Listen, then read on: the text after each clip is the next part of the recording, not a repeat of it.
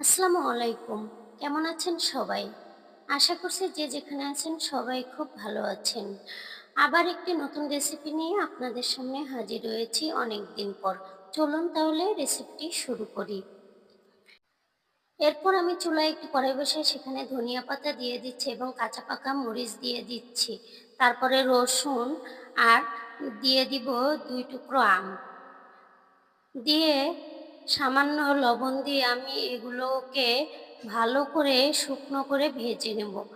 একদম কোনো তেল ছাড়া শুকনো করে ভেজে নেব। সবগুলো উপকরণ আমার ভালো করে ভাজা হয়ে গেলে তারপরে এগুলো আমি পাটার সাহায্যে বেটে নেব। অনেকেই চাইলে ব্লেন্ডারও করতে পারেন, কিন্তু পাটায় বাটা যে কোনো ভর্তাই বেশি ভালো লাগে। আমি তার জন্য সব ভর্তাই পাটায় বেটে করি। এত গরমের সময় ধনিয়া পাতা আর আম একসাথে ভর্তা বানিয়ে কে কে খেয়েছেন? আমার তো খুবই ভালো লাগে, কারণ এখন আমের সিজন। এই কাঁচা আম দিয়ে ধনিয়া পাতা ভর্তা আর যদি হয় গরম ভাত, তাহলে আর কিছুই লাগে না।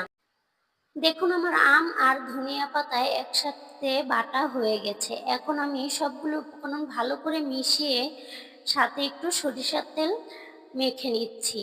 সরিষার তেলটা দিলে আরেকটু বেশি ভালো লাগে।